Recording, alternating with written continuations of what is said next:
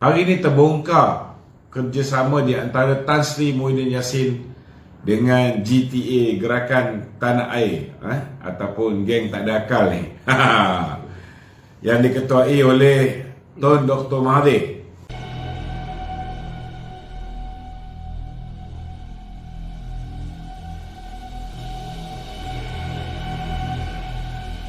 Tun Dr. Mahathir, tuan-tuan, telah menubuhkan apa yang dipanggil sebagai Gerakan Tanah Air.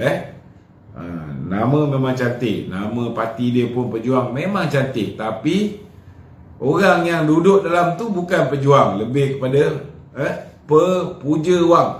Bukan pejuang, puja wang. Dan banyak terdiri daripada geng-geng yang tak ada akal ni, tuan-tuan. Apanya yang ada akal ni, tuan-tuan? Umur dah 97 tahun, hari ini boleh mengeluarkan kenyataan mengatakan bahawa kalau saya didesak, saya bersedia untuk menjadi Perdana Menteri. Siapa yang gila nak desak dia jadi Perdana Menteri balik, tuan-tuan? Ini yang kita agak-agak kita yakin lah, begitu yakin bahawa tidak lain tidak bukan sudah pastilah geng tak ada akal ni yang telah mendesak mereka untuk meletakkan Tun Dr. Mahathir sekali lagi menjadi Perdana Menteri. Tapi saya yakin tuan-tuan yang berada di rumah semua dah tak nak Tun Dr. Mahathir menjadi Perdana Menteri. Hari ini kenapa saya kata Muhyiddin Yassin mempunyai kerjasama dengan GTA, tuan-tuan. Seperti mana yang tuan-tuan sedia maklum bahawa serangan Muhyiddin Yassin terhadap Perdana Menteri sudah pun bermula dengan rancaknya. Betul tak betul? Sudah bertali arus.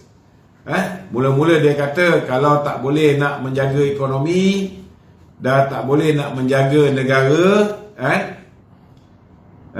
kalau gagal menjaga ekonomi, gagal menjaga negara, lebih baik bubarkan parlimen.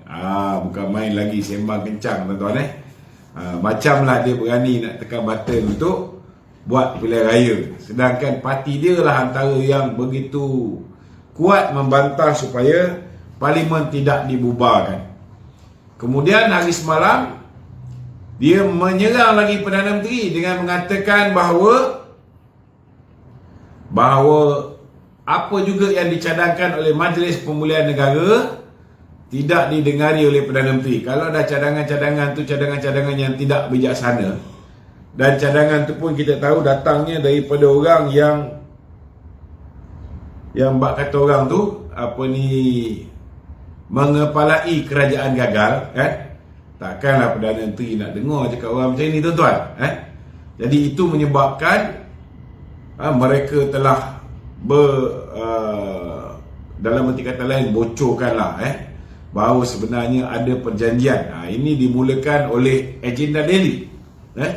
Agenda Daily mendedahkan bahawa ada perjanjian, ada 17 perkara. Sebelum ni kita ingat ada lebih kurang 10 perkara, tuan-tuan. Sebab bila Raja Petra mendedahkan, ni Raja Petra ni geng Muhyiddin juga. Bila dia dedahkan perkara nombor 1, nombor 2, nombor 3, nombor 4, nombor 5, nombor 6, nombor 7, nombor 8, nombor 9, dia diamkan tiba-tiba nombor 10. Bila saya dedahkan, saya duk quote Raja Petra ni sebagai blogger Perikatan Nasional, saudara, bila dia nak tuntut janji yang dibuat oleh Datuk Seri Ismail Sabri seperti mana yang diperkatakan, kononnya ada perjanjian 17 perkara, dan salah satu daripada perkara itu ialah untuk mengangkat Tan Sri Muhyiddin Yassin sebagai poster boy ataupun calon Perdana Menteri, calon Perdana Menteri kepada Kerajaan Perikatan Nasional. Jadi saya nak beritahu tuan-tuan, hari ini dia orang dah tak pakai Raja Petra lagi. Hari ini Muhyiddin dah tak pakai Raja Petra lagi. Tak tahulah, dia mungkin sekarang dia tak pakai. Tetapi hari ini kita amat terkejut. Yang mendedahkan, kalau sebelum ni yang mendedahkannya selalunya Raja Petra, tetapi hari ini yang mendedahkan kandungan 17 perjanjian ni, tuan-tuan. tengok betul-betul 17 perjanjian ni. Okey. Nampak tak simbol GTA kat bawah ni? Yang mendedahkan ini saudara hari ini ialah Gerakan Tanah Air. Maknanya saudara, Muhyiddin dia tak berani nak dedahkan benda ni. Dia gunakan orang yang kononnya musuh politik dia ni. Kononnya Mahathir ni musuh politik kepada Muhyiddin. Tetapi dia gunakan GTA ni tuan-tuan untuk mendedahkan. Tapi macam biasa saudara, perkara nombor 7, nombor 8, nombor 9 dia masih gelapkan. Macam ni, digelapkan perkara nombor 7, nombor 8, nombor 9. Terus pergi nombor 10, nombor 11. Nombor 11. Nombor 11 ni lah yang mengatakan bahawa pihak kedua adalah kedua-dua pihak bersetuju Tan Sri Datuk Haji Mahyadin bin Haji Mat Yassin menjadi calon Perdana Menteri selepas pilihan raya umum ke-15. Tengok, kenapa mesti GTA yang mendedahkannya, tuan-tuan? Kenapa mesti GTA yang mendedahkannya? Rupa-rupanya ada juga perjanjian nombor 12, nombor 13, nombor 14, nombor 15, nombor 16. Tetapi tuan-tuan, nombor 17 sekali lagi tak, yang ni tak gelap kan? Dia ambil bahagian bagi menyaksikan perjanjian ni. Maknanya nombor 17 tu ditutup. Jadi kita tak boleh nampak apa dia perjanjian nombor 17. Inilah dia tuan-tuan, manusia yang tak ada keberanian untuk mendedahkan sepenuhnya isi kandung perjanjian ini. Tak apalah tuan-tuan. Cuma apanya saudara, kalau dah tahu hari ini Muhyiddin bekerjasama dengan Mahathir untuk menyerang Perdana Menteri. Saya nak tanya dengan Perdana Menteri, apa lagi yang beliau nak tunggu? Musuh sebenar beliau ialah Muhyiddin dan Mahathir. Jangan jadikan kita yang di dalam parti ni sebagai musuh dia. Sepatutnya musuh Perdana Menteri hari ni ialah Muhyiddin dan Mahathir. Hari ni saya agak sedikit tekilan. Tekilan kita biasalah melalui ini semua adalah sebahagian daripada ranjau dan duri tuan-tuan. Saya hantar representasi kerana bagi saya simple saja. Kesalahan saya tuan-tuan, kesalahan saya ialah saya membuat satu laporan polis ke atas seorang yang mengaku di dalam mahkamah bahawa dia telah mengambil rasuah. Ini ramai orang tak faham. Hari ini ingat bahawa saya kena penjara sebulan kerana saya menghina Perdana Menteri. Tak betul. Saya nak betulkan. Sebenarnya zaman Pakatan Harapan dulu, saya ada membuat laporan polis ke atas Datuk Amhari. Datuk Amhari ni bukan orang Pakatan Harapan. Datuk Amhari ialah pegawai khas kepada Perdana Menteri, pengarah ekonomi. Dia pengarah ekonomi.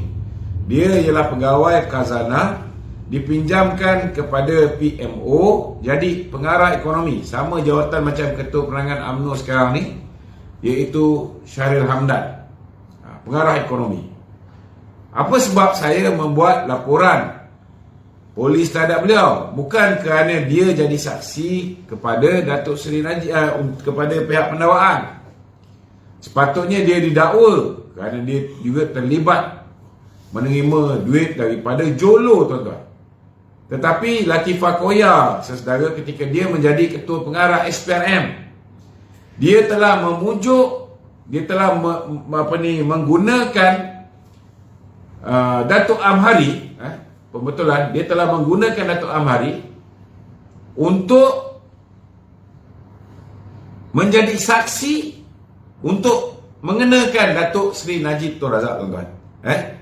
Jadi disebabkan dia menjadi saksi untuk pendakwaan kes Datuk Seri Najib Tun Razak, dia tidak didakwa.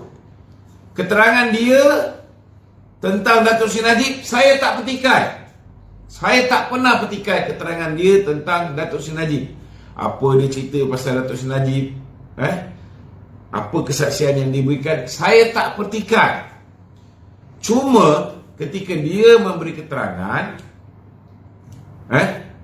lepas dia disoal balas, ketika dia disoal balas, tuan-tuan, saudara, dia mengaku di dalam mahkamah. Dia mengaku di dalam mahkamah, dia sebagai seorang penjawat awam telah menerima RM20,000 sebulan daripada sebuah syarikat bernama Op Solutions Sdn Bhd. Ini kesalahan pertama, yang membolehkan beliau didakwa di bawah Akta Suruhanjaya Pencegahan Rasuah. Yang kedua, dia melakukan kesalahan kedua, iaitu dia telah menerima $200,000, dekat $800,000 lebih. Sekarang dah jadi $900,000 lebih daripada Jolo, untuk dia membeli rumah bernilai lebih kurang 1.8 juta ringgit, tuan-tuan.